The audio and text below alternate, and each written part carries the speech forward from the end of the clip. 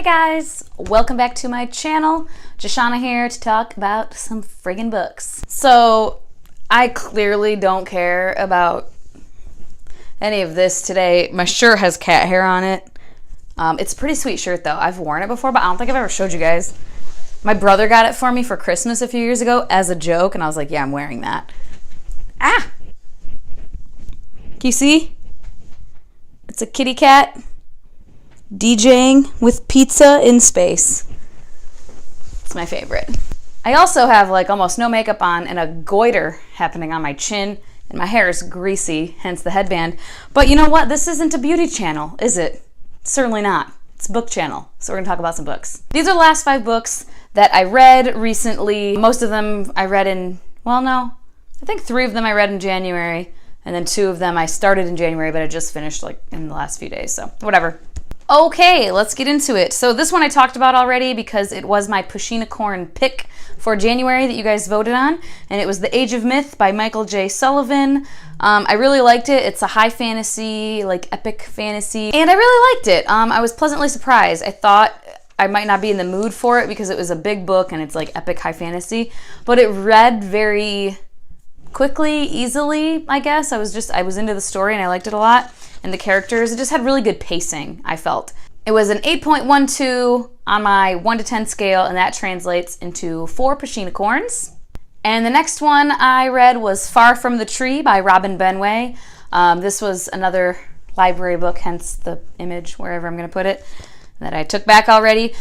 I thought this one was really cute. It had a couple of touching moments that got me like maybe a little bit choked up.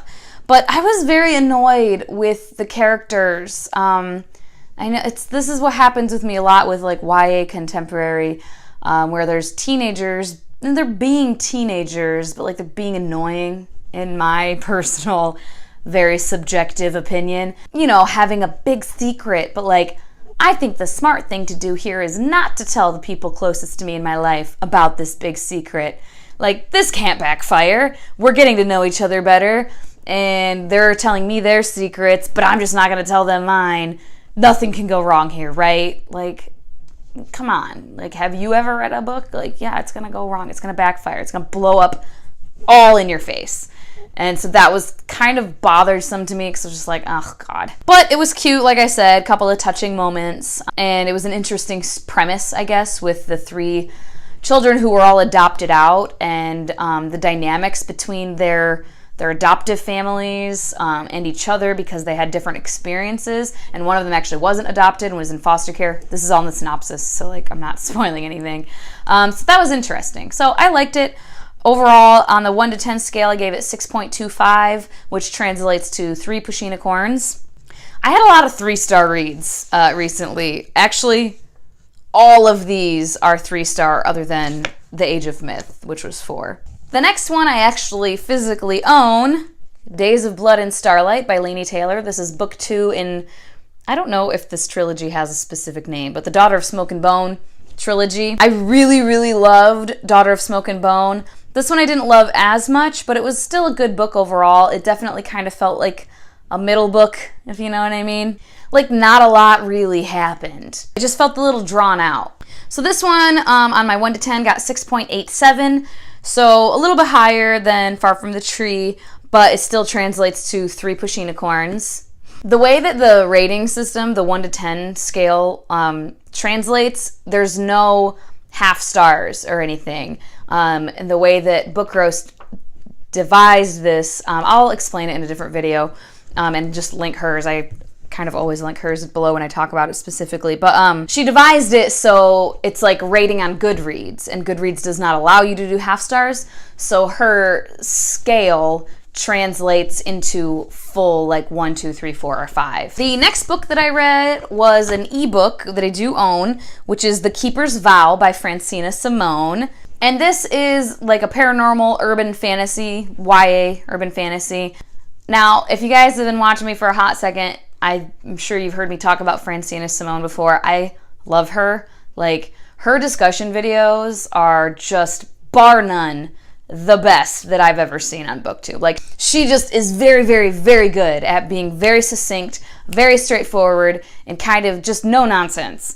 I saw someone one day be like, say some comment about her being like the, you know, booktube mom, like whipping everybody into shape. Like, you're acting out, and I'm going to tell you how you're acting out and what you need to do better. And I just love her delivery, I guess, to all of this, and her approach and her mentality. A lot of times she makes me see things in a way that I'm like, oh, she's freaking right, man. And I wanted to love her book. I am making it a point or a goal to read more booktuber books. I have a couple on my, a couple ebooks on my Kindle right now. I just hadn't gotten around to any of them other than hers. And so overall, I did like it.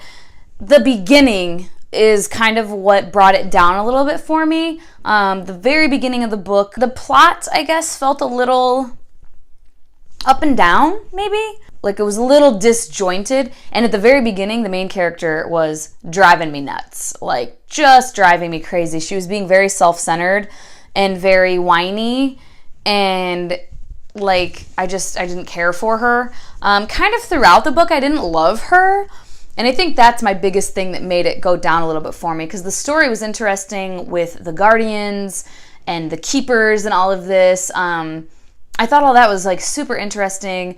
The action was really good. I thought the pacing, other than the very, very beginning part, after that, I thought the pacing was really good of the plot and everything. But yeah, that main character, and because then later, she wasn't being so like whiny and like self-centered, kind of still, but so boy crazy. And I know she's a teenager, but I don't know, just like painfully boy crazy. It's just my subjective opinion on that, I think. So on my 1 to 10 scale, this was a 6.12. Also translates into 3 pushinicorns. The next book that I completed was Dividing Eden. This is the naked cover.